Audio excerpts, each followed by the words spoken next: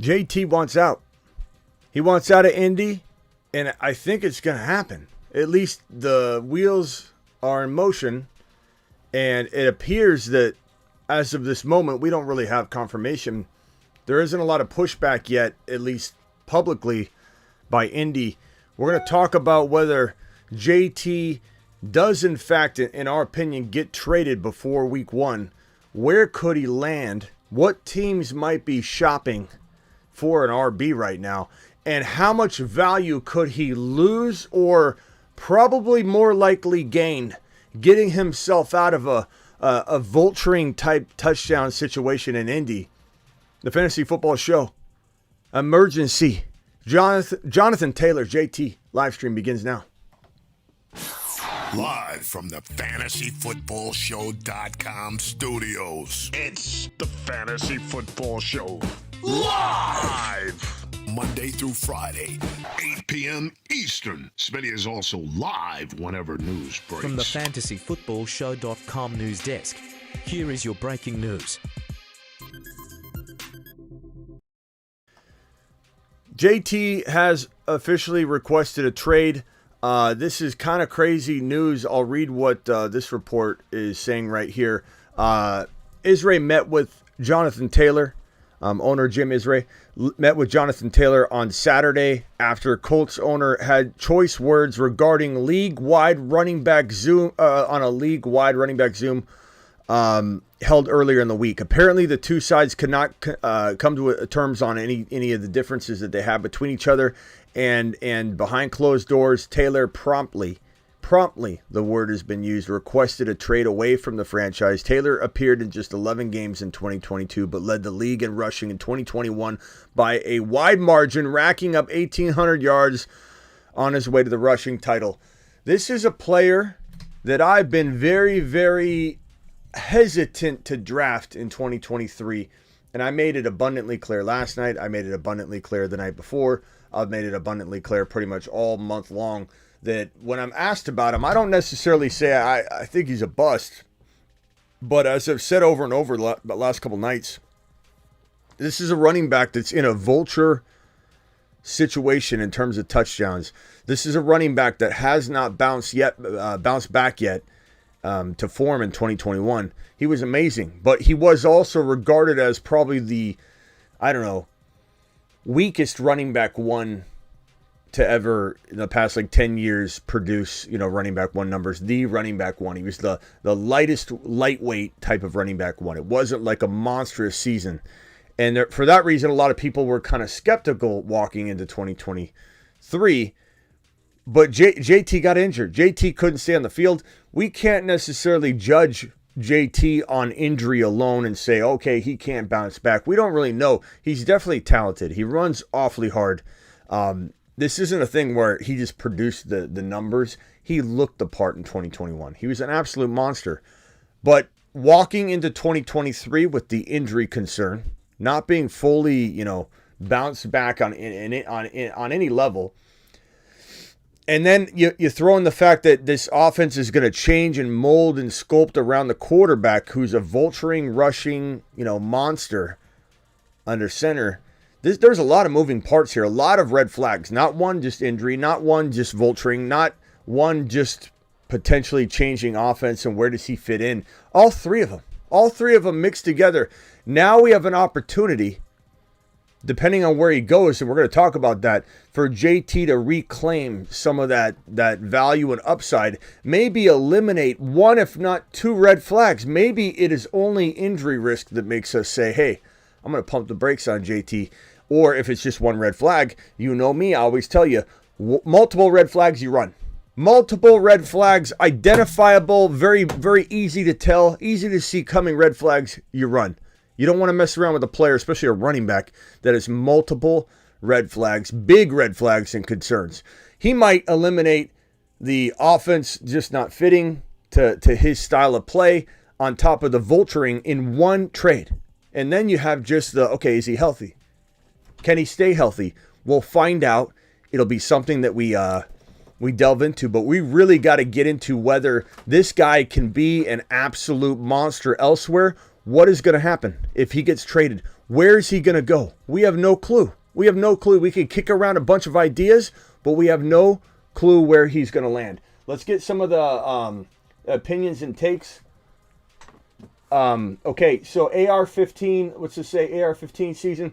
I don't know how I feel about AR-15 without JT.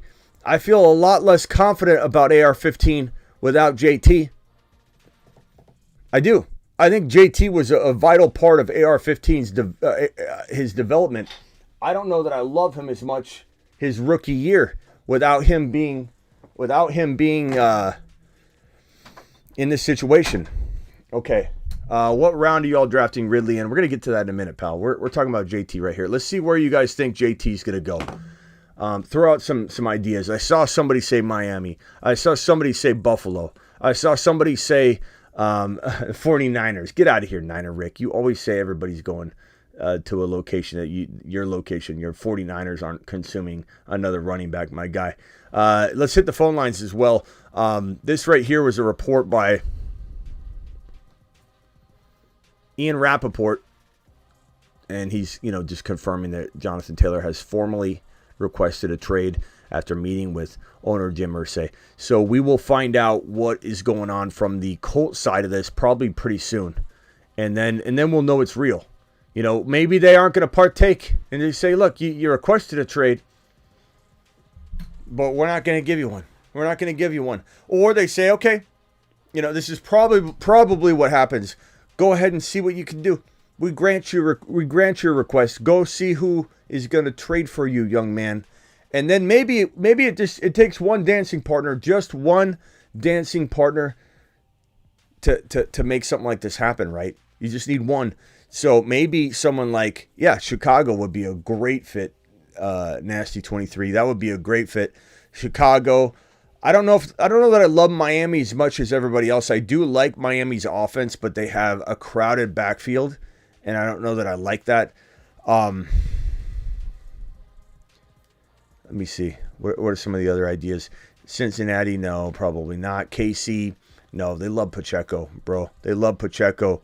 I think Chicago would be a phenomenal landing spot. I do love Khalil Herbert, but Chicago would be interesting. Buffalo would obviously be a very, very interesting situation.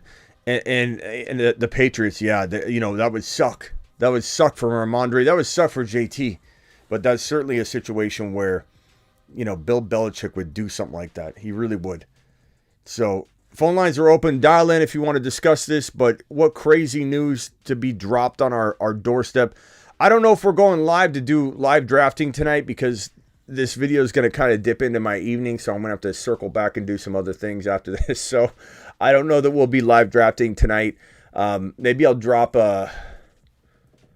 maybe I'll get into a draft or something, and then we finish the draft offline, and I just kick it off the first 3 or 4 rounds or something like that.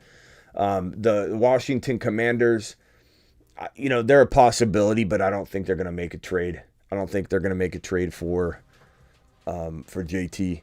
Like, if I had to just kick around the most likely teams, let me just see here. Let me just come up with I would say, okay, Rams, no.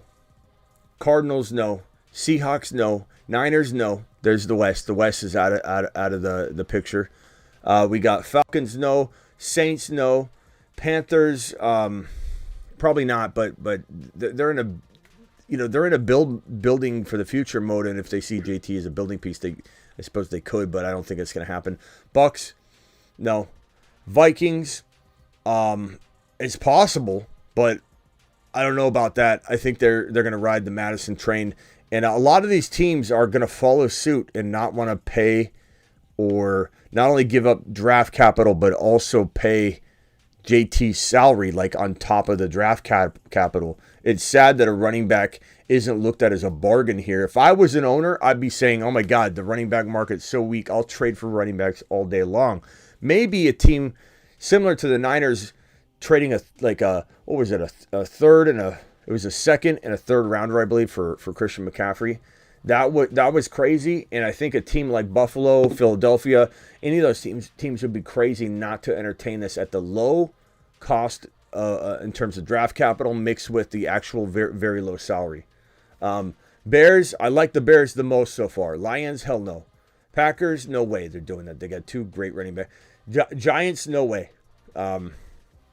Commanders, I say no, it's possible, but I say no. Cowboys, I mean, God, I want to say no way, but wouldn't they're crazy, bro. I don't think they're gonna do that, but I just Jerry Jones is nuts. So I'll say no on that. Eagles, they'd be smart too. Even though they have Swift, even though I'm a big Swift believer, the Eagles would be very smart to pay JT a very low salary. Draft compensation's worth it. I would do it if I was the Eagles, but I don't think they do it. Raiders, with Jacobs holding out, who the hell knows what this team's capable of doing? And it's so weird how players think it's a good place to go. But probably no. Broncos, Sean Payton's a wild card. JT depends on his health. Sean Payton's a wild card. I'm going to say no, and I don't have all the cap numbers in front of me. I'm just spitballing here. Chargers, honestly, I don't think they would, but it's certainly something that would be intriguing. You're throwing the ball to Eckler constantly. You're running JT up the gut. You get back to the Melvin Gordon and Eckler situation. I mean, honestly, it would be the thing that Herbert needs, to be honest, but I don't know that's going to happen. Chiefs, they love Pacheco, so I'm going to say they don't do that, but it would be a good fit potentially. Titans, not going to happen. Texans, not going to happen. Jaguars, not going to happen. Although I think they like Tank Bigsby a lot. They have said they want to bring in another back. They drafted Tank Bigsby. I don't think they're going to be shopping. Browns, no.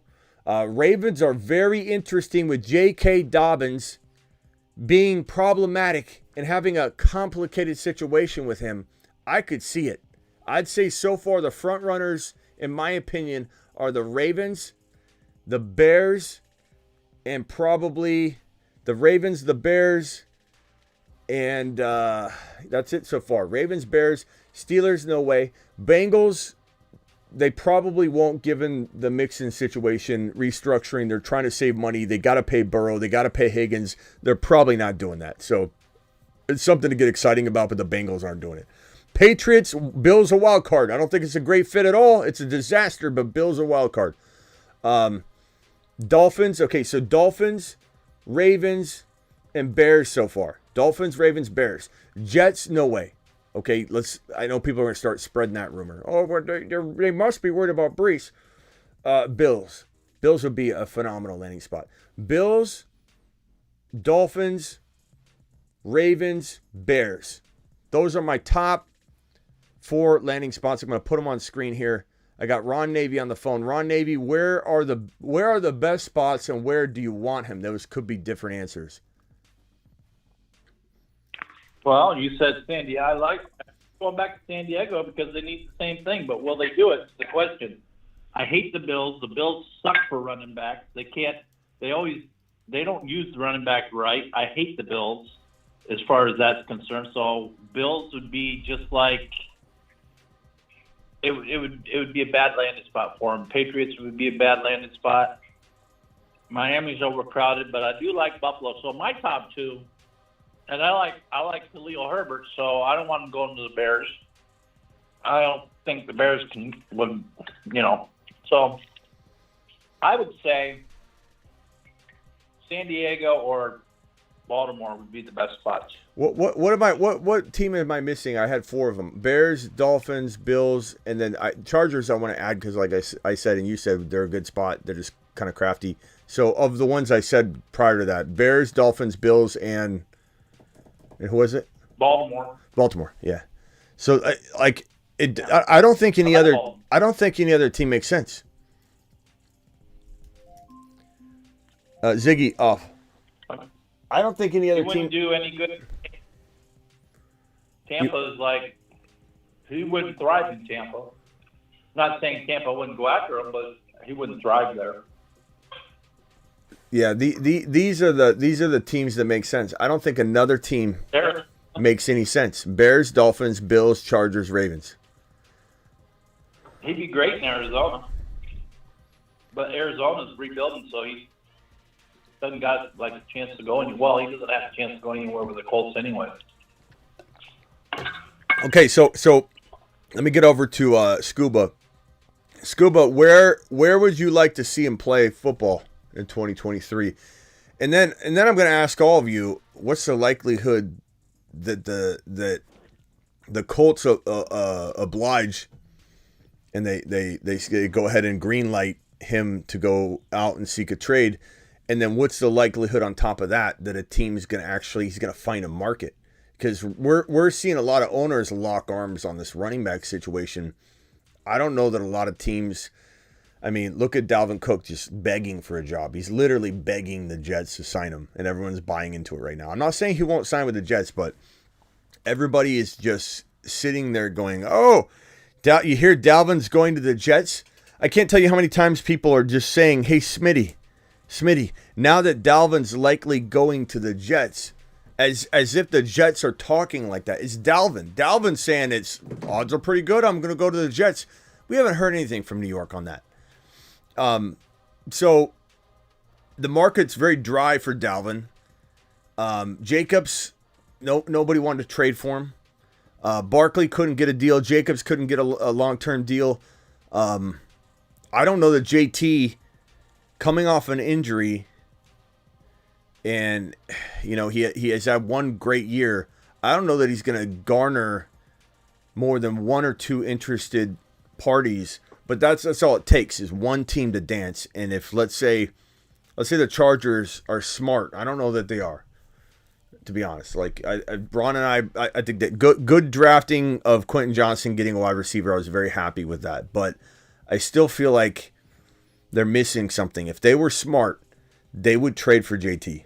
They'd get back to the Thunder and Lightning. It would potentially keep Eckler healthy, because he'd be a receiver more than he'd be a running back. JT would help balance out the attack, and you'd see me get awfully excited about Herbert in that context. I like that. I like that a lot. I just don't know that the Chargers are thinking that. I don't know that the Chargers are even contemplating it, to be honest. I mean, this just happened, but I mean, I don't think the Chargers have contemplated, okay, we could bring in another back. Could we trade for a running back? What could we do here? Ravens make a lot of sense though with JK. With JK causing all this weird drama, like I'm gonna hold in, and I'm gonna demand more money. Oh yeah, let's just replace him, okay? Because he's done nothing. JK, good yards per carry, very talented guy. He has no leg to stand on to request a long-term deal and potentially hold out and then hold in. He's got no leg to stand on at all. Not to mention his legs are always injured. So, like, if I was the Ravens, I would say, you know what? Lamar's more important than JK. And even though we have JK very cheap, let's go get JT. This is a top 5 running back potentially still in our eyes. Let's go get JT. Let's stick him behind a changing offensive changing system that is going to be very pass heavy, but having a hard-nosed runner to balance it out would definitely allow us to open up the pass, because guess what? You need a running back to keep defenses honest. And if you want to open up the pass and change your scheme and be very, very pass heavy with a quarterback that doesn't really necessarily have a successful season when they force him to throw. When he throws naturally, he's able to run naturally. He's definitely a guy that proved during his MVP season he could throw the rock, when everything's set up perfectly. But when they try and control him, they try and make him throw only, they try and dial back his running by design, things don't go well. You get JT in there, and I think that you can naturally have a very balanced attack. Very balanced attack. That's what they need. They don't need a pass-heavy attack. I don't think Lamar does well in that. They need a balanced attack. And JT would provide that. So the Ravens feel like the perfect fit. They really do. Chargers feel like maybe the second perfect fit, or you could argue tied for the Ravens. Bills would be perfect if they knew how to use running backs. They don't. So therefore, it's not perfect. It's still a good fit, but it's not perfect. Dolphins are crowded as can be, and Miami, Mike McDaniel loves his Niner running backs. I don't know, and A-Chain's got a lot of upside. This is a very crowded room. JT gets banged up a little bit, and then all of a sudden A-Chain gets in there, and it's just going to be a mess. The Bears are intriguing as can be. I would say that's the most intriguing spot. I don't know that it's the best fit, but it's the most intriguing spot because of what it does for Fields and the offense and how it balances that out. You get JT under. I like the Dakota idea. The what? The Vikings. Yeah, Vikings. That's what I was going to say, the Vikings. The Vikings would be interesting. But here's the thing, and here's a flop. Daniil Hunter doesn't want to play there. I'll send Daniil to Indianapolis in that trade. Yeah, I mean, it's possible. I mean, Madison, they want to give him a shot, but I think you could twist their arm and saying, okay, never mind. we'll go this direction. You know what I mean? We'll go this. I mean, yeah. have you ever convinced yourself to buy something and then right in the middle of buying it, somebody says, why don't you just upgrade it? You're like, okay. You're ready to go. Yeah. You're ready to go, and then somebody walked over and said, why don't we supersize that? You're like, okay, let's go ahead and supersize it. Madison, go get JT a coffee. Okay? Go get him a coffee. Very capable. Oh, go ahead. I would say very capable of changing directions, the Minnesota Vikings. So we could put the Vikings on here. I think some people will think that's weird, but I think it makes sense.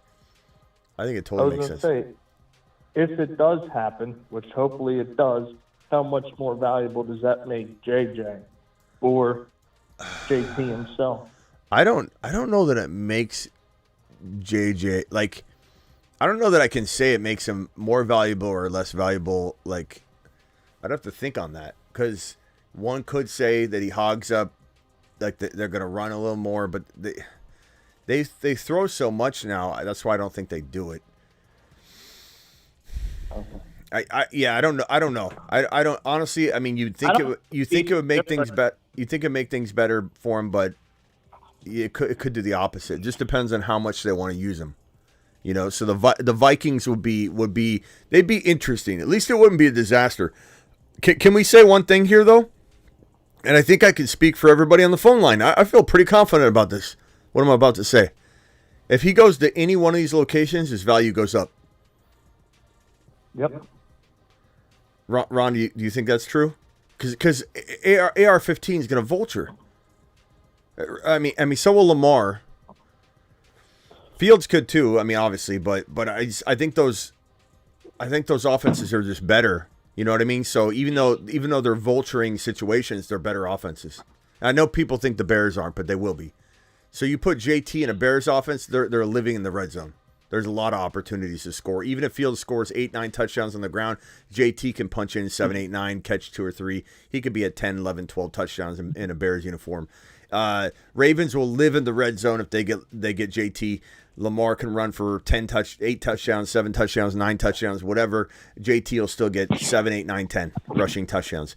So vulturing situation or whatever, it doesn't matter. These 1, 2, 3, 4, 5, 6 teams are better landing spots for JT's value. He increases in every single one of these environments, except for maybe the Buffalo Bills if they just trade for him and don't use him. You know, because that's the one team that's like, like this team used Singletary. They came in heavy a couple years ago and used Singletary in the final. I believe I'm spitballing here from memory. I believe it was the final 6 or 8 games of the season. Singletary was like a really, really, really, like you could say, elite producer. I don't want to say elite running back because he wasn't. But for 6 to 8 games, he was producing elite numbers. I think he had something along the lines of like 6 touchdowns in like 7 games or something like that.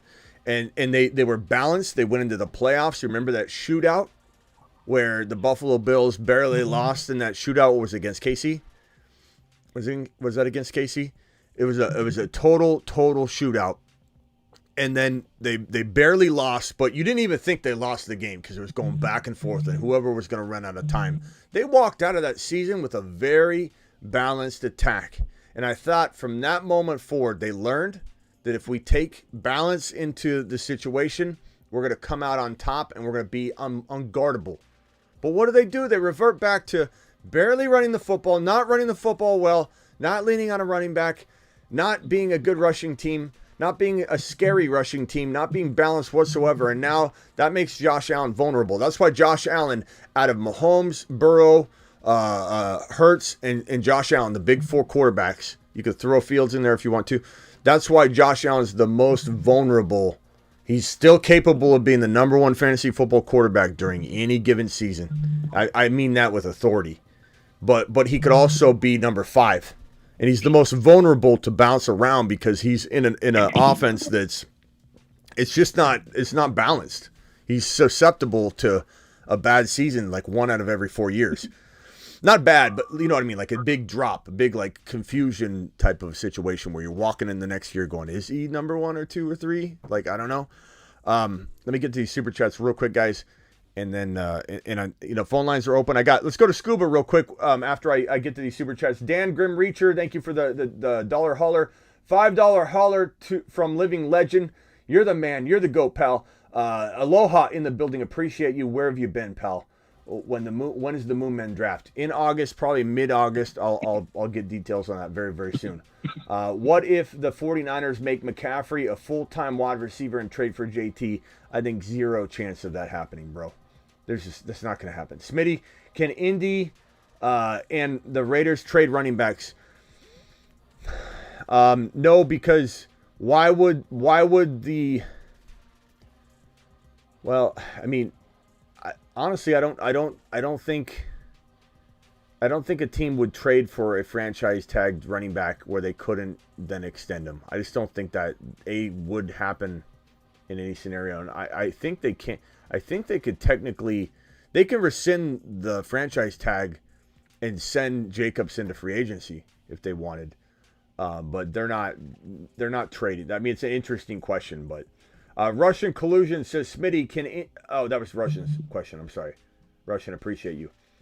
Young with the super chat, breaking news. Jim Irsay says he won't trade JT. Let's see if that just came up. This is what I was saying. We gotta find out if there is going to be a reaction, and I believe we have a reaction right here. So let's pull it up. Text from Colts owner Jim Irsay on Jonathan Taylor's trade request as reported by Rap Sheet. We're not trading Jonathan Taylor. Wow. Wow. We're not trading Jonathan Taylor. This is what I thought might happen. Yeah. You know, there was a chance that I thought that they could be like, okay, go ahead and test the market, pal. Go out there and see what's what. But here it is, the response. Text from Colts owner Jim Irsay on Jonathan Taylor's trade request, as reported by Rap Sheet. We're not trading Jonathan. End of discussion. Not now and not in October. That is a firm no. This is not we're testing the waters. Let's play hardball. Maybe we trade him later. They're not trading him. And this coming from an owner that's the running backs very much feel disrespected by, you know, in terms of how he's addressed the running back climate and the concerns from the running back and the running back group, the group chat that got together. Jim Irsay clearly does not care.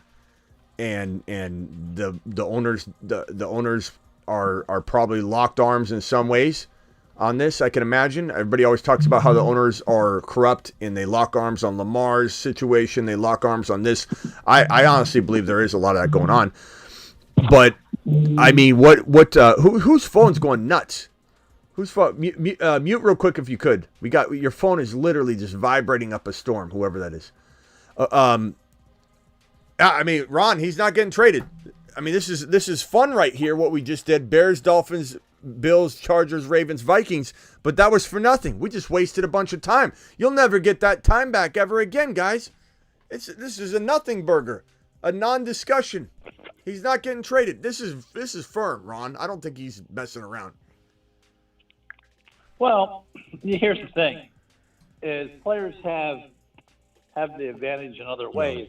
And you remember when we were back there talking about Lamar's situation, and were the owners messing with him? I really believe the owners got together and were messing with him, and I think the owners are getting together and messing with the running backs right now. I fully believe that, and Irsay's the one. But I think JT, he's probably gonna.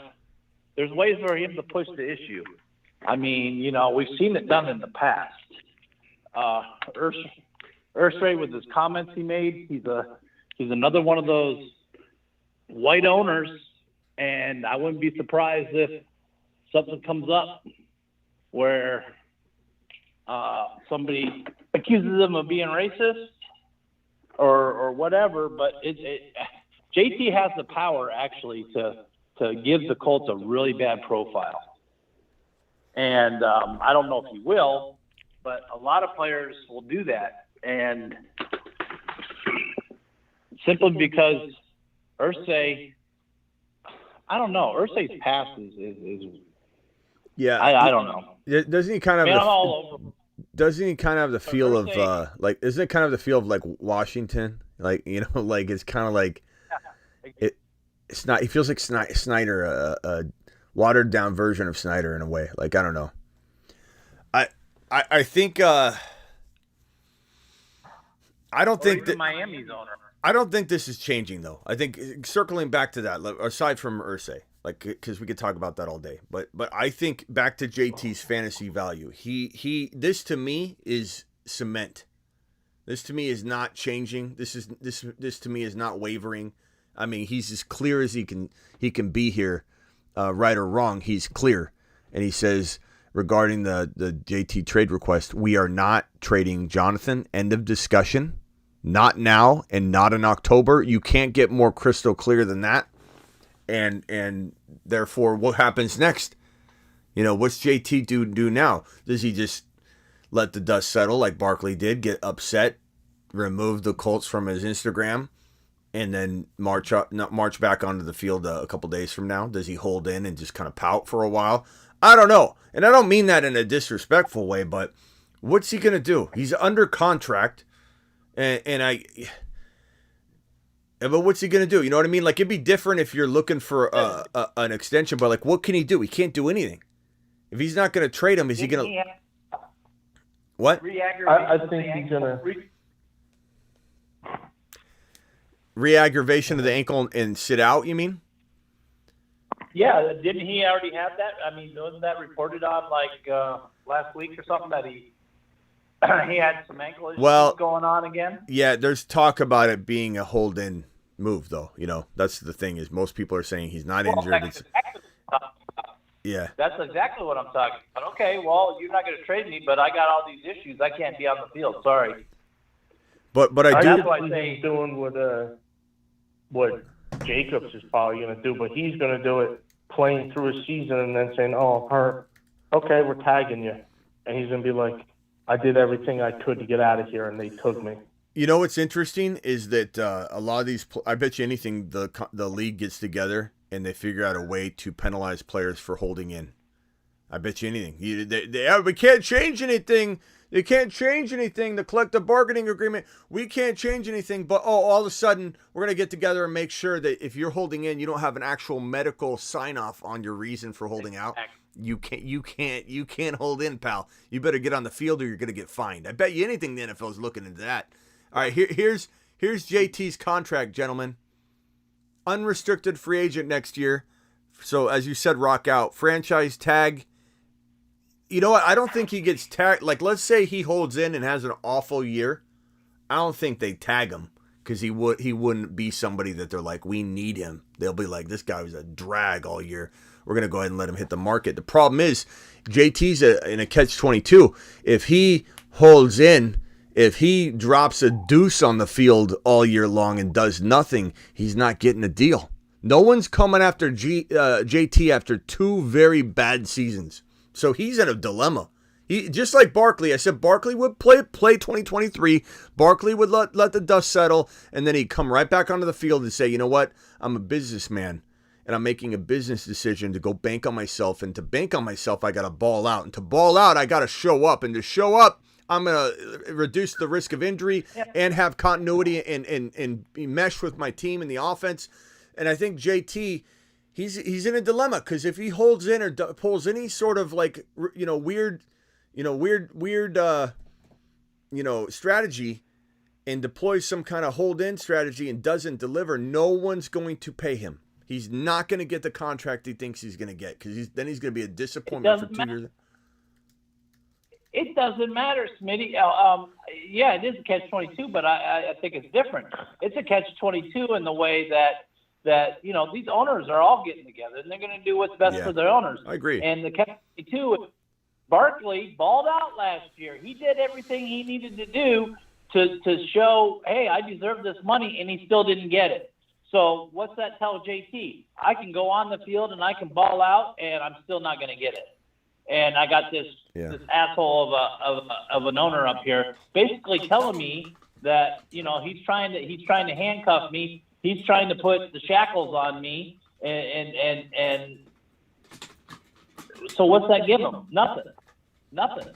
I mean, even if he balls out, he gets nothing. So why not?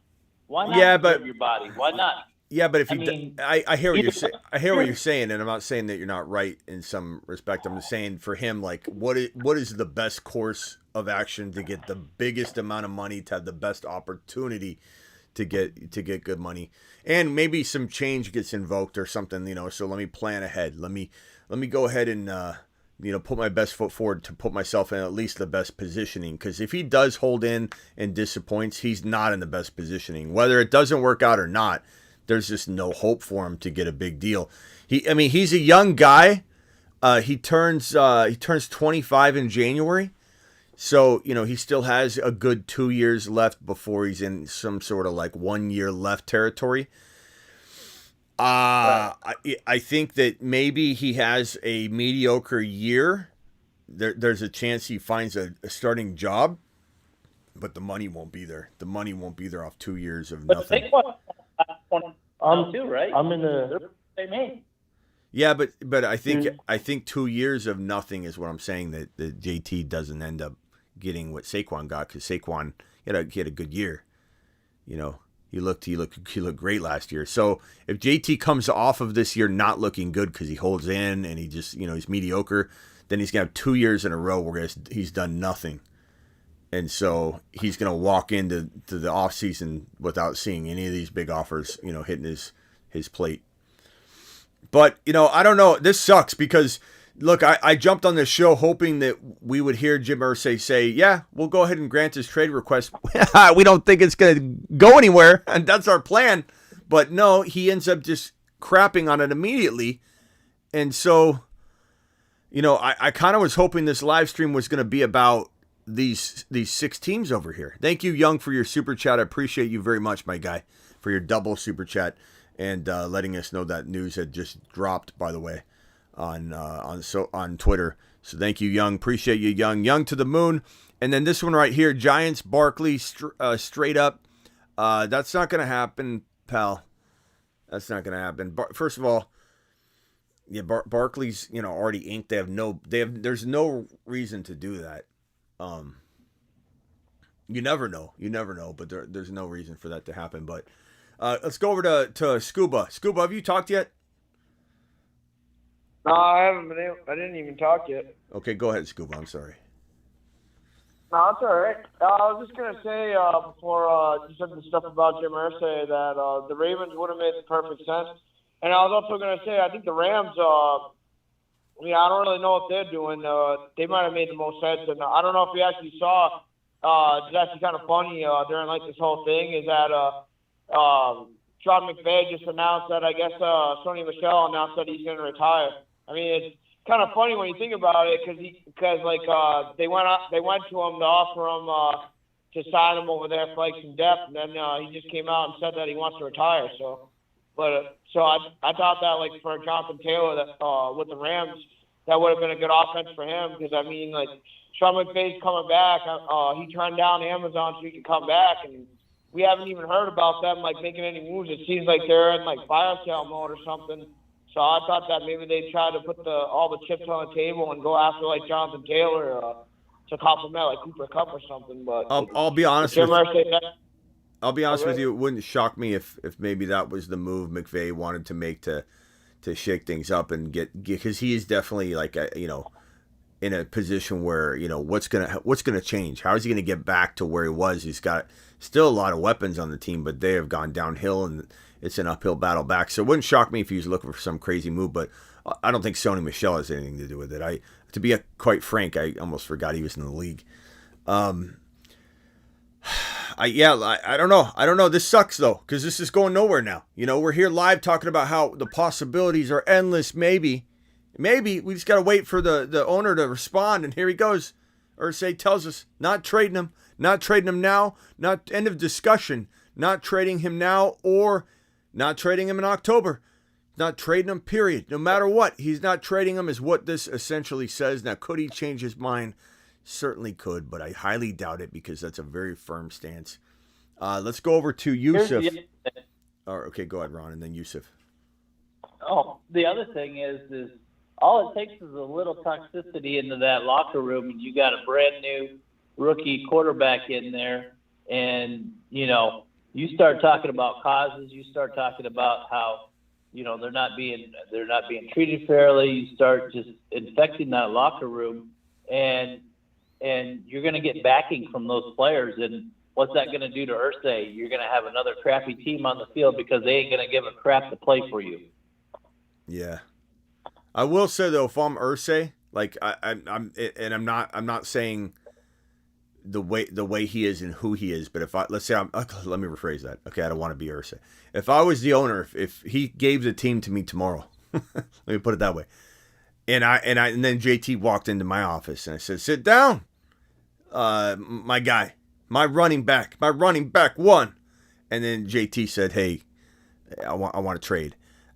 Look, I want to be honest. I don't know that my instinct would be, okay, let's just do it. Let's give the player what he wants. So I can understand that, but the problem is Irsay. The problem is it's Irsay and what he has also said about RBs, and it's just a distasteful environment in some ways, like you were saying, and so it makes it a little bit different. But at the end of the day, do I think that a running back or any player for that matter should be able to walk into the ownership and say, I'm under contract, but trade me? I think it's a dangerous precedent. So I don't blame the action or the direction, but I don't like the person delivering it.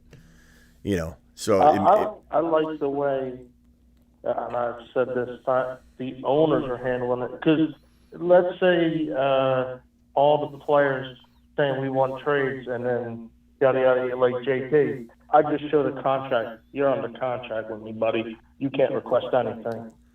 I mean, a contract is a contract for a reason.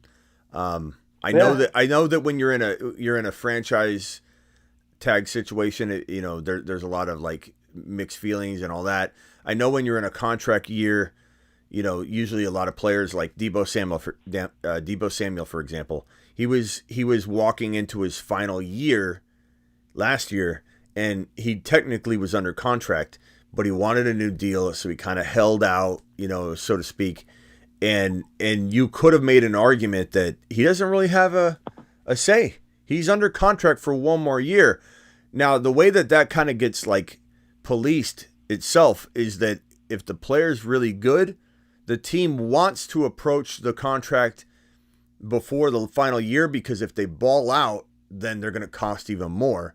So the team says, we'll pay you a little less, but we'll give it to you now. The player says, I could get more, but if I take it now, it's more secured and I don't have the risk of injury and losing it. And so the two sides meet together before the final year even plays out, and they say, let's extend you. And so it's common practice for Deebo to say, hey, I got 1 year left of my contract. I want to be extended. Look what I did. And it's common practice. And I think everybody's accepted that that's kind of the process. So there's only so much an ownership or a team or a league can say when that's the standard. It is the standard. But at the same time, if a team does not want to pay you, and the way that the league is set up now, where you get fined and those fines don't get, rolled back or anything, they're mandatory. There's really no opportunity for the player to. I don't even understand how it seems like lately, Devontae Adams, Tyreek Hill, it seems very, very much lately, even after the rules changed and holding out and all that has been harder to do, it seems like players are getting their way now more than ever. If a player wants out, that's why I thought JT was going to be gone. If players want out, teams will trade you. It's kind of weird. They have no leverage right now, but they seem to get away with what they want. But it's not going to happen here. It's not going to happen here. That's a certain group. I mean, if you're a high coveted defensive player or an offensive receiver or a quarterback, you're coveted. But these running backs, they're making nothing compared to the other positions. So they're not being. They don't have that power to hold over the ownership like the receivers do or the quarterbacks do or a great defensive player does. We'll just go out in the market and grab somebody for nothing, and we'll make it work. All right, let That's me ask this question to Yusuf, who hasn't talked yet. Yusuf, and I want you to give me your answer on this, and then you can ask me or tell me whatever you're going to say. But now that we know, right now, guys, if you haven't heard, JT requested a trade, but then Jim Irsay responded almost immediately. And this is Ian Rappaport saying, text from Colts owner Jim Irsay on Jonathan Taylor's trade request, as reported by Rap Sheet. We are not trading Jonathan. End of discussion. Not now. Not in October. So it's not going to happen. So under the new context right here, Yusuf, I got to ask you, JT was a guy I didn't want to draft really. It wasn't that I think he's a total, bust or total avoid, but at cost of entry, 2.1, 2.2, 2.3, there's so many players I like better. Garrett Wilson, St. Brown, and even one of the three big quarterbacks even felt a little bit better, like Hurts. I'd almost rather have Hurts, even though I do love Joe Burrow or Fields or T-Law later. But doesn't this make you feel even less interested in drafting JT? Because if he does, we don't even know what he's going to do right now, number one. But number two, if he does go back and play, he doesn't want to play there. So like his motivation, like all that just scares the hell out of me if I'm drafting him at the 1-2 turn. The only thing I guess could happen is this could lower his value, reset the expectation, and then maybe he goes at 2.8 or 3.1 or something like that. I don't really know. We don't know. No one knows. Yeah. But Yusuf, what are you thinking here? Are you less interested now? And I'm way less interested. And I don't know if you saw the practice where he was just on the sideline looking at them practicing, but he looked like very unhappy. And like now, I don't even see a reason why he would even suit up to them. Like the way it's looking. Money, losing money, getting fined game checks. That's why you play. But I hear you. And he's not. Yeah. So Irsay says we will not trade him. So he's staying. So let's say you move to 2.10. Are you back in if he moves there, or are you still out? I'm hesitant at that spot. I'm still a little hesitant. Okay. Ron, what about you? Ron, if he fell to 2.10, are you in or are you out for a while? I'm out for a while. Yeah. And they really didn't.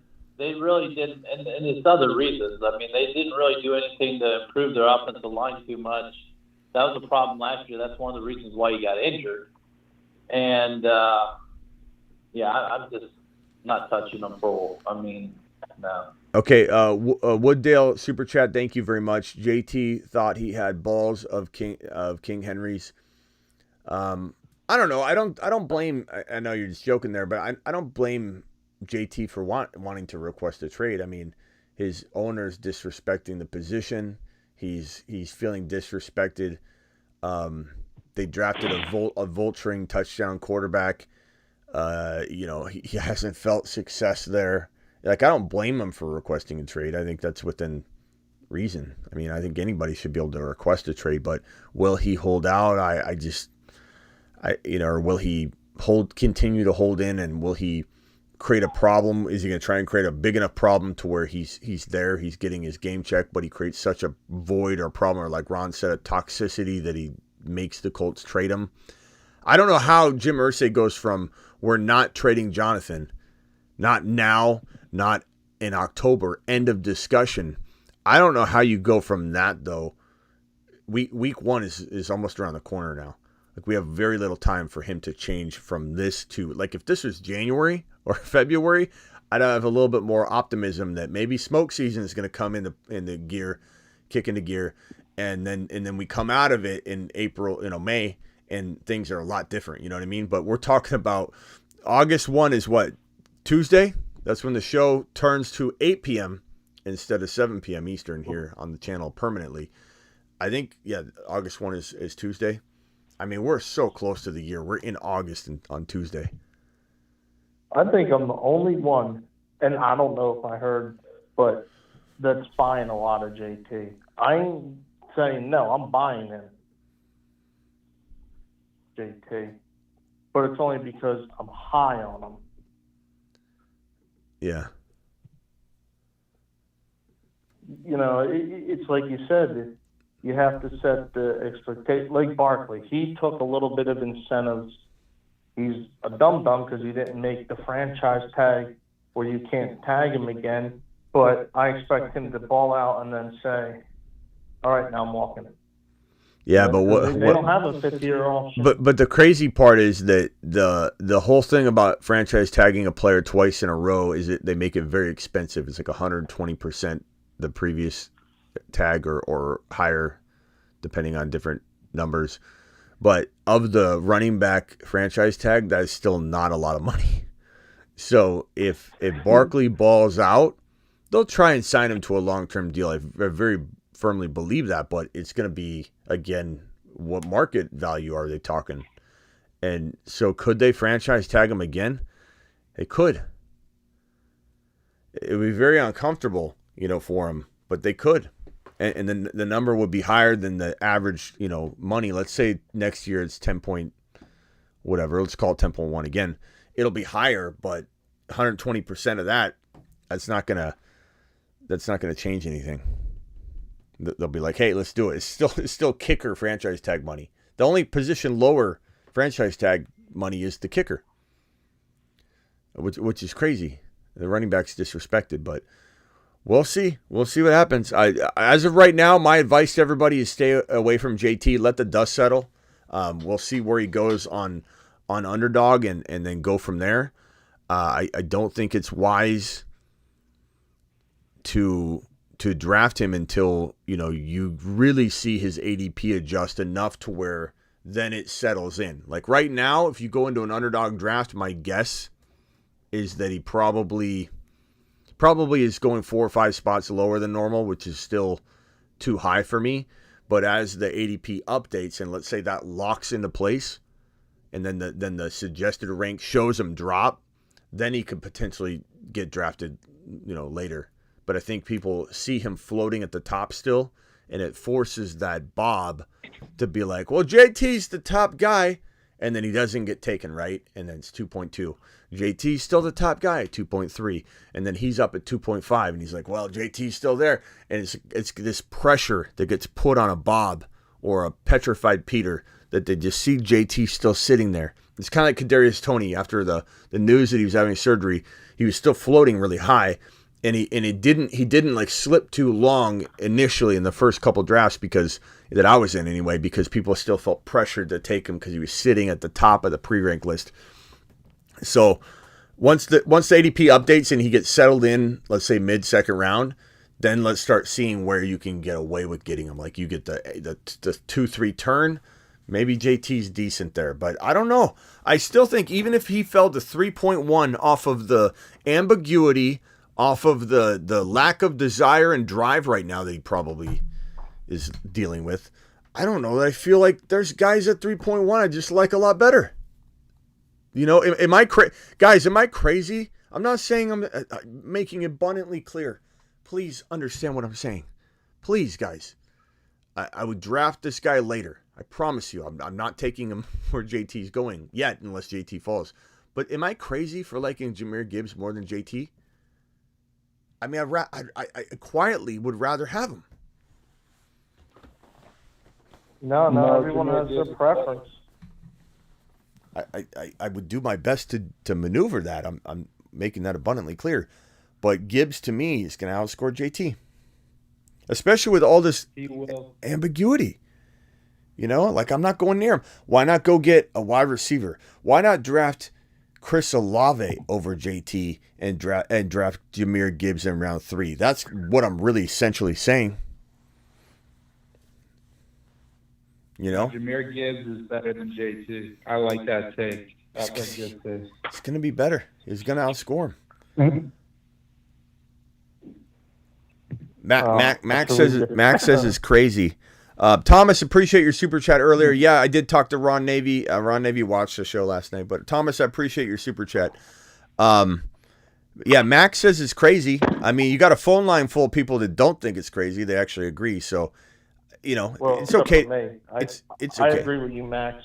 Yeah. Why do you? And it's okay to have a different opinion, but why do you like JT over Gibbs? Because you like Jimmy G, and you're just sticking by Jimmy G no matter what. Absolutely.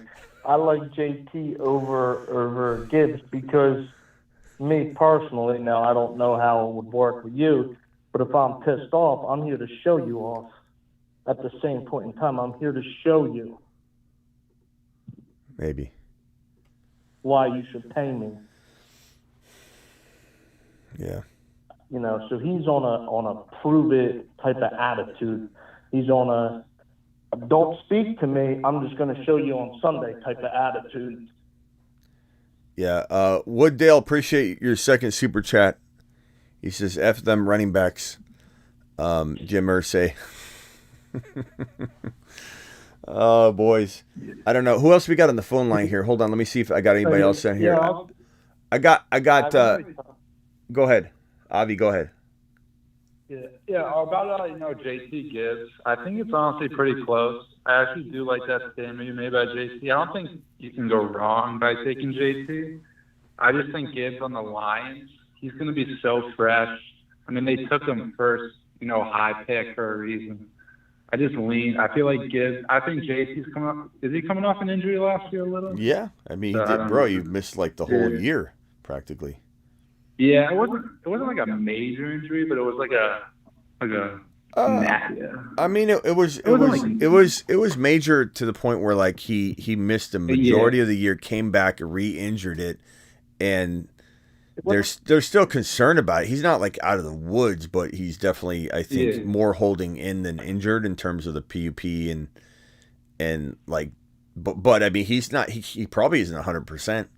That's one red flag, and then the second red flag is that he's in a vulturing situation, and then another red flag is what's his offense really going to be like? Is he even a good fit for it anymore? Probably not. You're going to utilize him about to 70% of his ability. I don't think they utilize him. There were games last year where he didn't get the ball, and he was like in the game sometimes, but like he didn't get the ball enough. I mean, it's probably not going to change, man. That's why I was so excited to come in. And Thomas, thank you again for the super chat. That's why I was so excited. That's why I was so excited to come into this live stream when we first got in here and talk about these options that I was cooking up on the fly, and talking with everybody that was on the phone line, saying Bears, Dolphins, Bills, Chargers, very unique situation. Ravens, Vikings. Now maybe a team. What if a team like the Chargers approached Jim Irsay and said, "Look, we'll overpay." He's got to listen, and maybe his mind gets changed. I don't know. No, it's a tough situation. I think JT did this at a weird time too. This is like a weird time to like. Well, he did it on the he did it on the back of the Zoom call, and he did it on the back of these running backs getting disrespected by him. So he kind of walked in there off of emotion, which you can understand, and that's kind of why it is a weird time. But it was the only time for him because he felt, okay, this is the end of the road for me here. I don't want to play for a coach that's not going to pay me. Trade me now so I don't get franchise tagged next year. Like that's what he's thinking. I mean, imagine you were him. You're thinking to yourself, I could get franchise tagged next year, and that's going to be $9.4 million. It might be $25,000 in about 5 years, and he's gonna get franchise tagged, and he's thinking to himself, if I get somewhere else, at least I can get, an opportunity to go to a team that might want to pay me versus go to a team that's just gonna franchise tag me like I know Jim Irsay is gonna do, because he does not want to pay his RBs. He's made it abundantly clear. And JT obviously already has that vibe going on. and he just wants out. I don't blame him. A lot of players want out of very toxic situations for them, and I have a question about that, Smitty. About RBs being tagged. Do you think Barkley and Jacobs and all them may have gave him a little warning, and that's why he's like, okay, I want out now? I think the running backs are talking on a group text. They're probably always, feeding each other, information and a vibe and working each other up. I mean, can you imagine? I mean, just think about like any of the text groups that you guys are in, like, and how that can, get people excited. Like, I'm sure they're like, F them owners. They're saying F them running backs. Well, that group chat's got to have some. Can you imagine if it gets leaked or if somebody's phone gets left on at a Starbucks and they pull up that group chat? I can't imagine what it's going to say. And once that comes out, it's going to be crazy. But yeah, these running backs are friends, like Barkley and JT, like they're friends. I think CMC is getting paid a pretty good amount, so everyone's trying to get to CMC's level. So yeah. I mean, he's getting only a few. He's not getting there paid. that covet the back. Yeah, that really believe in the run. The Steelers are one of them. Baltimore's another one. Yeah. There's not that many out there. So the Roonies will pay for RBs, but there's very few teams out there that covet the running back. Here are the running back contracts for this year, just so you know. Number 1, this doesn't feel right. Where's Christian McCaffrey at? Yeah, I don't know. The Bears would be the best spot by far, I think, honestly. If JT got traded, Bears with Fields, that would be crazy. Okay, so here's the running back salaries for 2023, highest paid. This is from Yahoo. Let me put this on the screen here, and we'll take a look at it. And so, I don't know. I don't think anything's changing for the guys on this list. Didn't Bijan Robinson get the most money? Isn't he getting paid the most money? Yeah. So this changed as of that. So Bijan, I think, is the highest paid, which is crazy. It's crazy. He's the highest paid. I mean, he deserves to be, but my point is that like that's how devalued the running back is. So this now has Bijan, I believe, at number 1, and so McCaffrey $16 million. This is 2023 average salary per year. Okay, maybe Bijan's getting the most this year, but not average. That might be what it is. Saints Kamara 15. I don't know. What year was this? Let me just make sure this isn't old. 2023 February. Okay, it's from Yahoo Sports. I don't know how accurate it is, but Nick Chubb's $12.2 million. Nick Chubb, I believe, is the last running back to get a contract, a long-term deal that had over $10 million plus per year. 2019.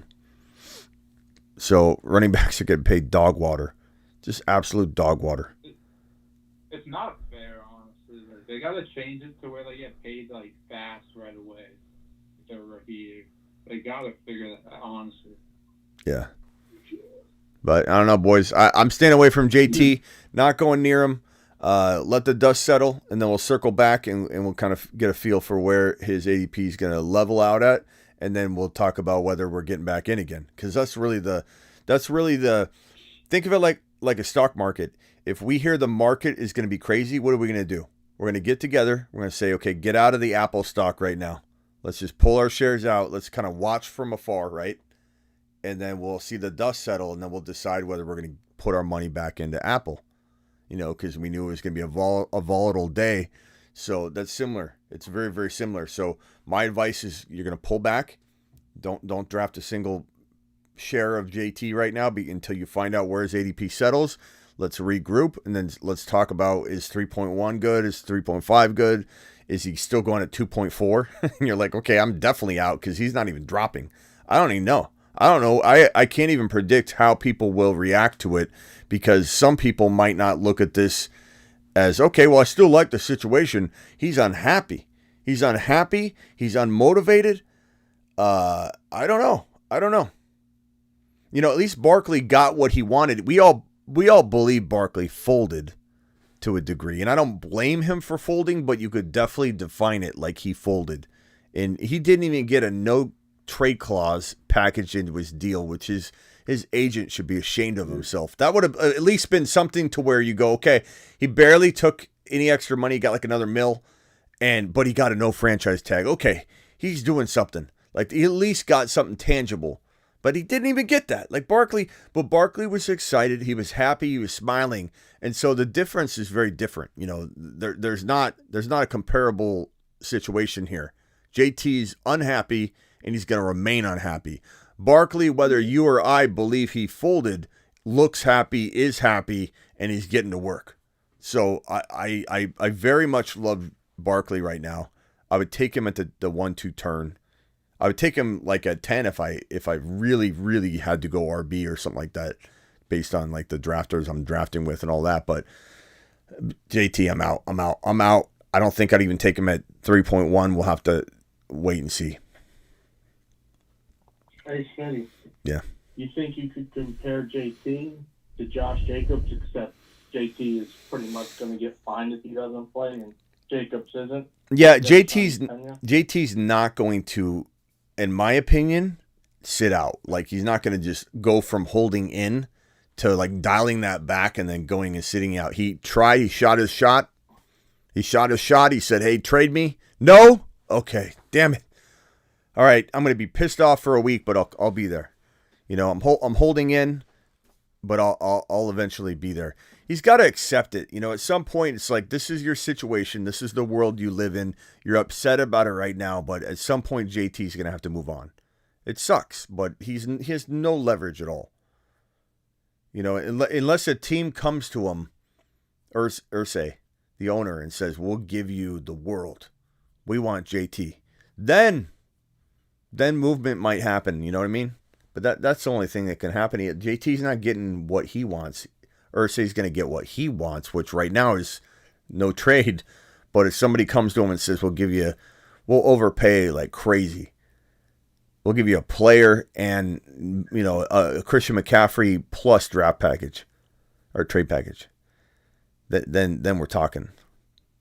We'll see. You know, money talks, draft capital talks, and Irsay, as of right now, can say what he wants. It definitely is a very firm reaction, to the point where I don't think that there's an opportunity for JT to be in another uniform this year, because this is a very firm response by Colts owner Jim Irsay on the JT trade request.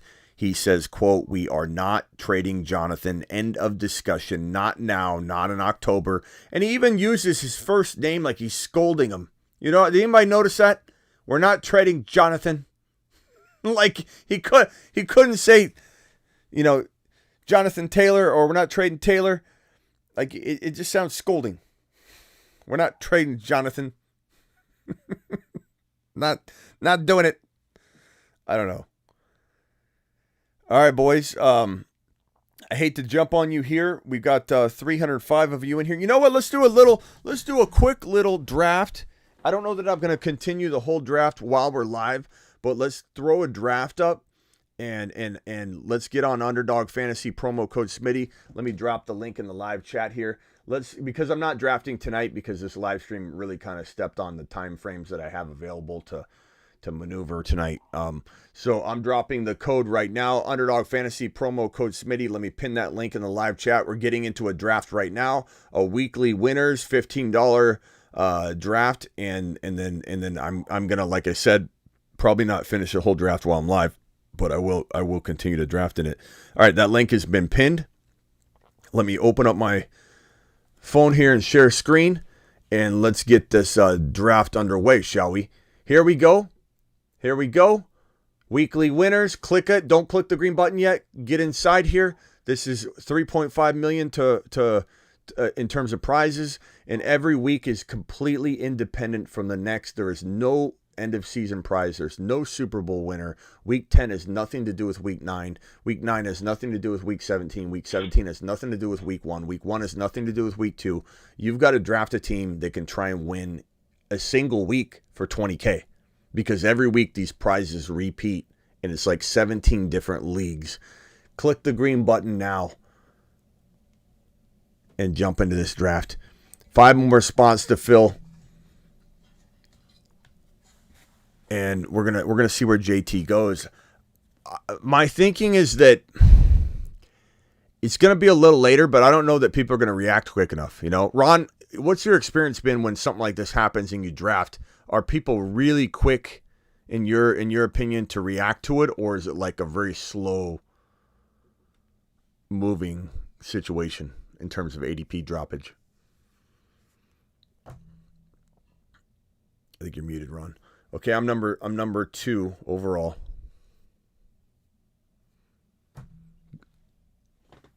Hello, Ron. Hello, Ron. Ron must have got on a call.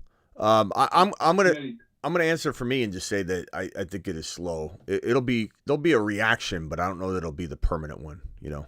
So Underdog Fantasy promo code Smitty, I pinned that link. Underdog will match up to $100 in your first deposit. Hold on, Avi.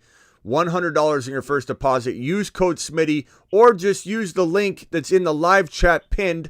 Or if you're watching the replay, use the link that's in the description of this video and pretty much every video. Underdog will match up to $100 in your first deposit. And if you missed out on getting in this draft, just click the weekly winners and join alongside and use the logic that we're talking about on the show in parallel. So just join in right now. Click the link. And if you don't click the link now and sign up, you won't be ready to jump in next time because you got to sign up, and it doesn't take long. But I'm going to go Jamar Chase here. I'm not scared. I'm not scared of Joe Burrow's situation at all. Stephen B says JT to the Dolphins. Little late to the party, Stephen. They're not trading him. Jim Irsay already said, not going to happen. Not now, not in October. End of story. So no, Stephen, it's not happening. Actually, you know what? I like this Burrow injury thing, though. And this is why it might drop both players down a little bit, Chase and Burrow, because people are going to be afraid of who's throwing the ball to Chase. And what if Burrow loses a couple weeks? Well, because he misses 1 or 2 weeks. He's got to get a good backup. Yeah, JJ goes 1. I take Jamar Chase. Bijan goes 3. Kelsey goes 4. Christian McCaffrey goes 5. Blind Larry takes Cooper Kupp. Dino, or who's that? Not Dino. I don't know how do you say your name, bro? We'll call you the Big U. I think the big U I thought was another person. I didn't like their. Maybe I did. Maybe it wasn't you, bro. I feel like I didn't like the draft. I'm like, that's not one of ours. I'm sorry, bro, if that's you. I appreciate you. JT might have to play. He's got it. He's not going anywhere. JT to the Eagles says Swavey. Not going to happen, bro. Jim Irsay's not trading him. You never know, but, I mean, he's very firm. Very firm. Very, very quick to react and say he's not getting traded. Not ever. Not now. Not going to happen. Yusuf just left. Yusuf, you could have spoke up if you had anything else. Yusuf, I'll see you later, pal. Appreciate you. So the Eagles wouldn't make sense because they just traded for Swift. Yeah. Tyreek Hill, A.J. Brown, CeeDee Lamb. BB. Double B. Taking Amon-Ra. Big just grabbed Eckler, and then an 899's on the clock. What's up? Don't you think this fantasy year, Eckler, Dalvin Cook, Derrick Henry, Kamara, and then you got like Gibbs and Bijan, all these rookie guys. Don't you think this is gonna be like the biggest changeover in fantasy? I feel like this year, like there's so much that can like happen, like just like changeover from like guys. Like, well, you hear me. Like a hard year, guys. Yeah, Avi, you don't watch a lot of my content. I mean, you proved it last night. I do. You used to. I'm just asking. Like, no, but you used to. You used to, because I talk about this all the time. I'm growing up. You gotta make money. Yeah, becoming a working man. But you used to. I'm almost 21. You used to. Congratulations. I appreciate you, by the way. You used to listen to everything, and now it's like you come in and it's okay. I'm not mad. I'm not mad at you, but you definitely come in and you ask like things that everyone else hears from me daily. So it's like it's just obvious. But yeah, I talk about the changing of the guard, which a lot of analysts are starting to use that phrase, so they're watching the show because I was the only one saying that. Changing of the guard it's already happened at quarterback. Top quarterbacks are all young monsters. Every single one of them. Yeah. Every single one of them through the top 7, 8 are a young, absolute beast of a monster rising star. And then the wide receivers, look at the sophomores. It's the top 10 and top 12's littered with sophomore wide receivers. They're practically all moon men. The moon men. You got Ridley, you got Pickens, you got London, you got Watson, you got Olave, you got Wilson. This entire row is wide receivers. Entire row is wide receivers, as you can tell. These are guys, and Ridley's older, but these are guys that are consuming the top 12. A lot of them. So, okay. So where did JT go yet? Hold on 1 second. Pollard. Okay. So Nick Chubb, Adams, Hurts, Barkley, Tony Pollard, Devontae Smith, Patrick Mahomes. JT's still available. So I'm not taking him here. But this feels about where his ADP is. So this is where we're going to get tested here as a fantasy football community. And there's one thing I disagree with, which is the changing of the guards with quarterbacks. I still have Aaron Rodgers in there. But Bruce, that's one guy. That's one guy. And even so, he's in like the top 6 to 8, 6 to 9. Yeah. Who's the top 4, Bruce? Josh Allen, not in any particular order. Mahomes, Josh Allen, Hurts, Burrow, Fields. Lamar still rather young. Lamar, Trevor Lawrence, Herbert, like Brucey. Those are every single one of them is a young monster.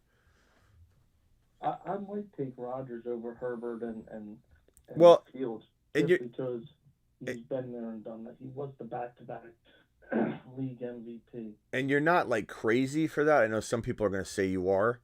But that's still one player. That's one player. The quarterback changing the guards already happened. And the wide receiver is already in motion, and it's going to complete itself this year. Cooper Kupp's still up there. Tyreek Hill's still up there, but it is changing over. JJ, Jamar Chase, Garrett Wilson, Olave. It's all young monsters, bro. Running back, Bijan, Gibbs, Breece Hall, Kenneth Walker. It's loaded with youngsters. Henry's going to drop off. Eckler's going to drop off. Dalvin Cook's already, dropped off. The changing of the guards happening at every single position. So, Avi, to answer your question, I talk about this a lot. Yeah. It'll be a full, complete changeover across all positions by the end of this year, practically. So I agree. Gonna have we're gonna have like a running back and a Cooper Kupp maybe, or a Tyreek Hill still in there, buzzing around, but it's definitely changing of the guard. And I'm proud of you, Avi, for growing up, getting a job, becoming a man. And I'm still young. I'm not 21. I'm only 20. Yeah. Well, you need to listen to more shows in the earpiece, bro. I'm also on I'm on Spotify. Every show is pretty much on Spotify, so you could just lock just lock the phone and listen.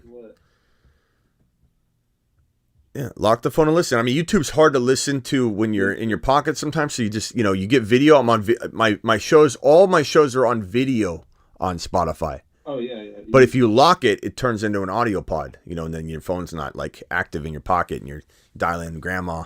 And.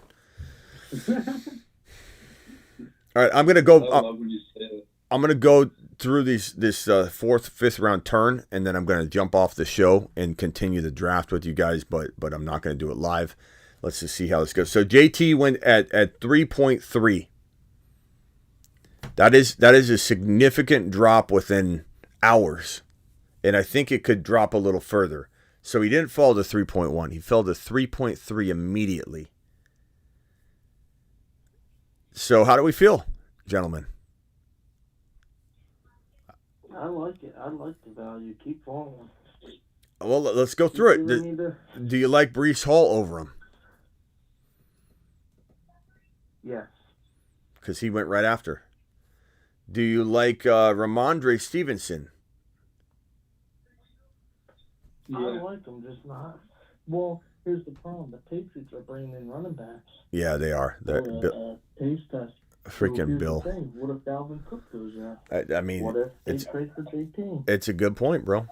Doc is on the line. Doc, you're live. What's going on, Smitty? How you doing? I'm good. We're just digesting what's going on, watching JT fall. We're trying to figure out if 3.3 is enough. Is that enough of a drop? Oh, man. It's still fresh on my mind. I'm kind of in the mindset of, you know what, let me sleep on it, and let's see where this goes. Agreed. Step back. Pull your stock out. Pull your stock out. Let the dust settle, and then we'll talk about going back in later. I agree. That's my stance. Right. You know, I've just worked 5 straight days. You know, things are already stressful enough with Burrow getting injured, quote unquote. And, you know, OTAs are in. You know, it's training camp. You know, we're going to get these wild, crazy stories. Let's just let the dust settle. We still got a couple of weeks to go. Who knows? Jonathan Taylor, I think, you know, is seeing how the running backs are getting treated right now. So, you know, he's going to try to use some leverage, whatever leverage he has, to try to get paid early. And if I were a running back right now, I probably would employ a similar strategy, because who's to say that anyone's going to pay him what he might feel he's worth. Hey, real quickly, I have Jamar Chase, Josh Allen, Calvin Ridley, Travis Etienne. Pretty good quad. Do I go Trevor Lawrence early? Do I go London right here, or do I go? I'd go London. What's the format? 2 quarterbacks? No. Let's go. Oh boy.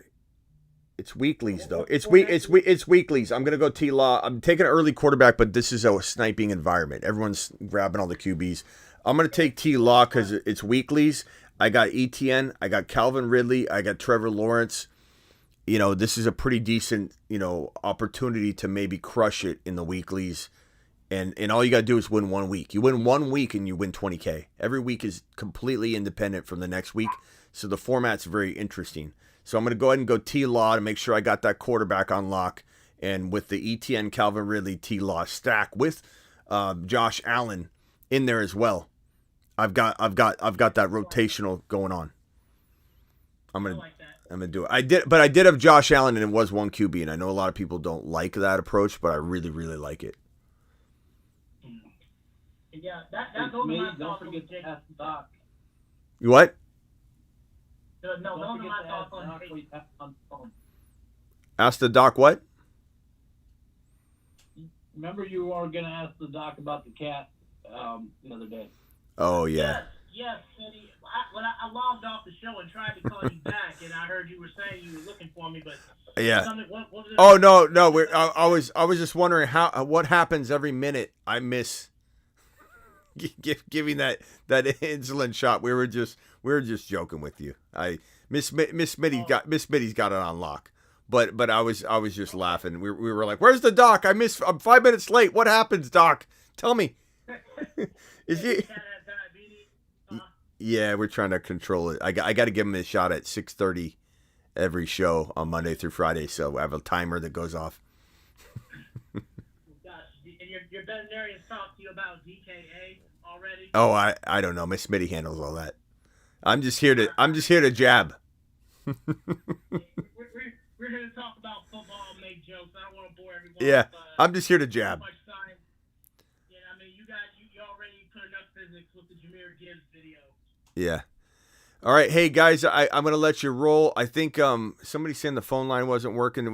Did it just go down when the doc joined, or was it something that's been out the whole show? This is a typical issue for the phone line, the struggle bus phone line. But, you know, it is what it is. Let me just see if I can fix it. Go ahead and talk real quick for me, Doc. Hello? What? Yeah, what he's back. Okay, he's back. Was that a problem the whole show, or was that just recently, guys? I just fixed it. Thank you for alerting me. All right, I'm gonna log off after this. Let me get everybody off the phone line. Doc, any final thoughts? No, man.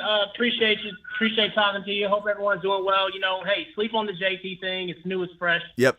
Let it settle. Let it settle. Later, Doc. Appreciate you. Avi, final 10 seconds. Go. Later, I got nothing else. Fields and Gibbs to the moon. Yeah, Fields and Gibbs to the moon.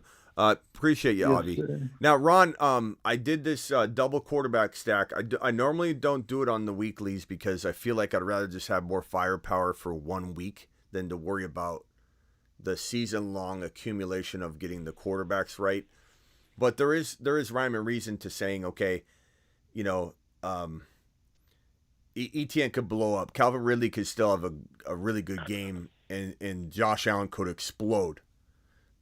So it still could be beneficial. But talk me into why you're doing the double QB still in the weeklies as much as we are. We are both doing this in the normal 1 QB best ball, like the puppies and the. Because I feel like there's some good parts about it that I like, but I still feel like maybe in general I tried a lot less. Because you give yourself a higher opportunity to hit, like, you know, if you got 2 elite quarterbacks, more times than not, one of them is going to at least go out every week to give you a chance to maximize your points. Yeah, I feel like for some reason though. I'm gonna go Pacheco here. I really like Pacheco this year. For some reason though, I feel like you know, if ETN and I don't know if ETN and Ridley go off though, like most likely Law Dog's going off, but maybe I get a crazy combination. Okay, I still like my team. I don't think I really messed up too much because I could have took London, but I still got Dotson. So for me, I feel like it was worth it at the end of the day. My team is Josh Allen, Trevor Lawrence, 1 QB, but it's optimal scoring. Travis Etienne, Pacheco, Jamar Chase, Ridley, Dotson. It's pretty smooth. Yeah, that's a nice team. That's pretty unique in the weeklies. All right, guys. Let me Scuba. Final 10 seconds. Go. Hey, Smitty, I got a question for you. Darnell Mooney, I know you like Fields. Are you in on Mooney too, or is there any other players on his offense that you rather have instead of him? I like him, but like as a bench wide receiver, not a wide receiver 3. He's got potential to be, but you know he kind of failed us in some ways. Not super into him as anything but a wide receiver 4 or 5, something like that. Maybe even later than 4. But I like him. He's very, very talented. He's not a good wide receiver 1. I think getting DJ Moore in there will maybe bring our Darnell Mooney that we know and started to like and draft and use in fantasy. Maybe it brings him back. I think it could. It could. Good question. All right, Scuba, I'll see you later. We're probably not going live tonight to draft. We're doing the draft right now. Plus, we had the live stream breaking news on JT, so this will be the live stream for the day. Scuba, call in tomorrow, pal. I'll see you tomorrow. All right, yeah, definitely, man. Thank you, man. Later. Let's see here. The Bruce. Final 10 seconds, my guy. My man, the Bruce. Hey, just, you know, I tell people stay safe, sell well, and draft with your gut. Like I'm taking Jimmy G in the last round. Yeah, I still feel bad for you, Brucey, because I don't want that to not work out for you. But it's Jimmy G, man. All right, Smitty, I'll talk to you tomorrow. You know, you're a tough bird. You're a tough bird. No matter what I say about it, you bounce right back. I love that about you, Brucey. All right, Bruce, call in tomorrow. Later. Yep. You can't piss off Bruce very easily. Ron Navy, final thoughts. You're going live tomorrow on Sunday? Probably do. I mean, if not a premiere, but definitely gonna try tomorrow. Yeah, I might do the waiver wire show again. All right. Yeah. Earlier when you tried to talk to me, the wife was having pain in her area, so I had to check on her and. All right. Hope she's doing good, man. Make sure. Hope she's doing better. Yeah. So she's in better. So, anyways, yeah, I think short of the NFL Players Association getting involved, which I don't think they will, because the owners own them with kickbacks and everything else. So, yeah, I think the running backs are just going to be screwed for a while, anyways. For at least I'd say 3 to 4 years. That's how I look at it. And Other than that, I mean, that's just my opinion. I mean, it's different. I don't think it gets You know, salvaged and changed in time for guys like JT to benefit. Maybe for Bijan during his fifth year, maybe there's something that's changed for him. But I think Gibbs, Bijan, Brees Hall, Walker, those guys can maybe see the impact of what the guys are doing now for those guys. So the good news is these guys can make a ton of money gaming and playing games and doing social media stuff and there's a whole bunch of money to be made even if they don't stay in the league somehow, for a coaching or broadcasting level or whatever. There's so much money to be made by having the fame, building their social media, and then springboarding off of that. Oh, should I go Evan Ingram here? He's a second-ranked player.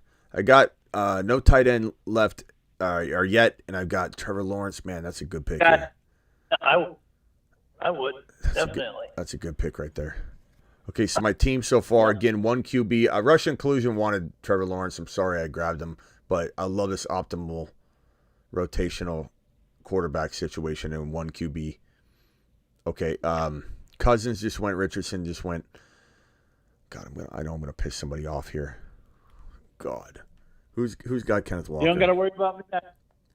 Who's got Kenneth Walker? I got to go look before I piss him off. It's Melvin Torres. Oh, Melvin, I'm sorry, bro. Melvin. Please forgive me. No. All right. I don't know what I did. Melvin's a relaxed guy. Melvin, I'm like sorry. Me. Melvin, I'm going after him. That's the risk you take drafting Kenneth Walker in a league that I'm in. Ingram, Chase, Ridley, Dotson, Etienne, Isaiah Pacheco, Charbonnet, Josh Allen, Trevor Lawrence. Loving it. Ron, I'll see you later, pal. Yeah, and it's going to be, later on in the draft. I mean, you can get him for nothing. Evan Hall, especially if JT, something goes on with JT. Evan Hall, baby. You do love Could him. be a season. Melvin says, no. I'm sorry, Melvin. I don't want you guys to worry about that either with me. Like, draft your team. You're putting $15 in here. It's your hard-earned money. I'm trying. I'm not getting into this anymore. I cause you too much pain when I get in the draft, so I'll just be a spectator. I'm just kidding, Ron. I knew you were listening. That's why I threw. Yeah, that's why I threw that out there. I was like, Ron. I know Ron listens to most of the shows, and I was like, Ron's not here tonight, and in some way I feel a little relief because I don't have to worry about when I'm taking a guy. I got to go look at Ron's team, and I got to look at it from like 5 different angles too. Because he'll literally be like, there is truth to that, though. I know, but like Melvin, I didn't take Charbonnet because Melvin had Walker though. But if you did, I'd just be like, he's gonna get all upset. He's gonna start screaming. Yeah, it adds to the entertainment. All right, I'll see you later, Ron. All right, later, Smitty. All right, I'm out of here. Appreciate you. I'll continue this draft. It's a good draft so far. I'll show you my team real quick. This is your boys' squad so far, and I feel pretty good about it. I feel like it's a really good squad. 1 QB, but I have that rotational quarterback scoring going on here. Josh Allen, Trevor Lawrence, Travis Etienne, Isaiah Pacheco, Zach Charbonnet, Chase, Ridley, Dotson, Ingram. Weekly winners. All you got to do is score more points than anybody in one individual week. It doesn't matter when, and you win $20K in any one of the weeks. Melvin, appreciate you. Sorry, Melvin. Don't worry, weekly winners, you don't necessarily need the cuff because all you need is Walker to bust off, for a monster couple games, and something happened, you still have all those opportunities to win that $20K. All right. We'll see like 3 QBs in a number 1. I do take 3 QBs in a 1. I do. I definitely do.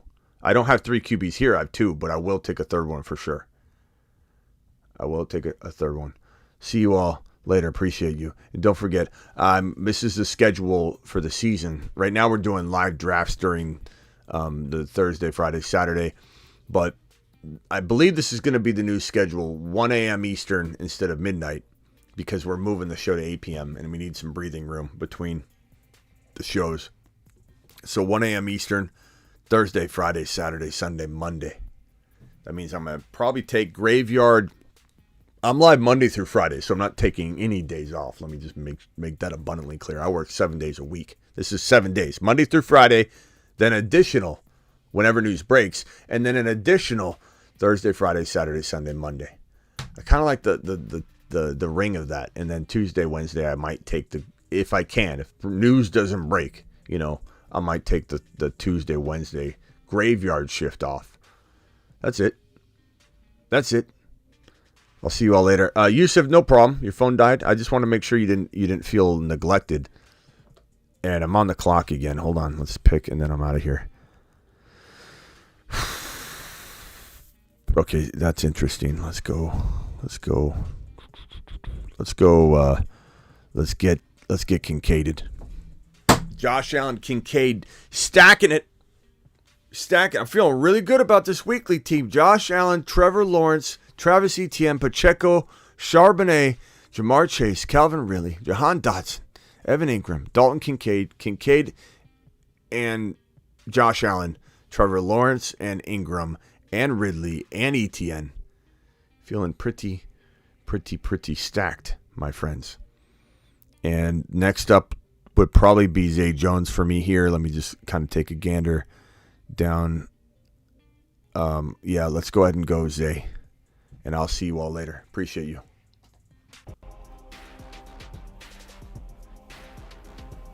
Starting Monday, ladies and gentlemen, starting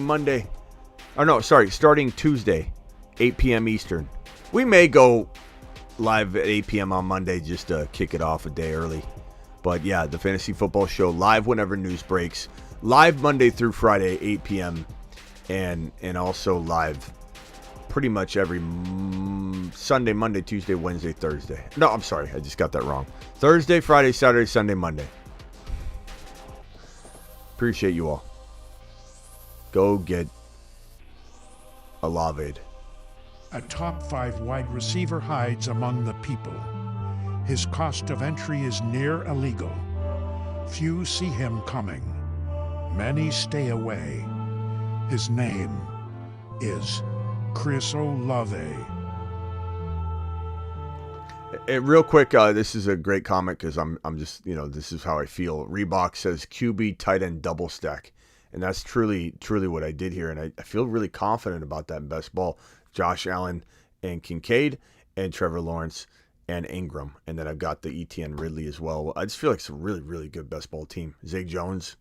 This is going to be, I'm winning $20K if the Jaguars ball out. And I'm probably really in a weird situation that if I have the Jaguars ball out and Josh Allen even balls out more, then I'm almost taking away the firepower of that Buffalo Bill stack someone's got somewhere. 'Cause I got Josh Allen that gets to swoop in and score more points. So we'll see. I really like it. It's a good team. Appreciate you all. Melvin, you're my guy. I appreciate you, pal. I'll see you later. Yusuf says, beautiful team. I like it. My team feels really, really solid. Very interesting build. Chase, Ridley, Dotson, Zay Jones, Ingram, Kincaid, Etienne, Pacheco, Charbonnet, Josh Allen, Trevor Lawrence. Later. Thank you for all the super chats tonight. Super chats were Wooddale with a double. Thomas, appreciate you. Young with a double. Lucio, Russian Collusion, Aloha with a double. Living Legend, and Dan the Grim Reacher was first in the building. All first super chats get a standing ovation. Peace out.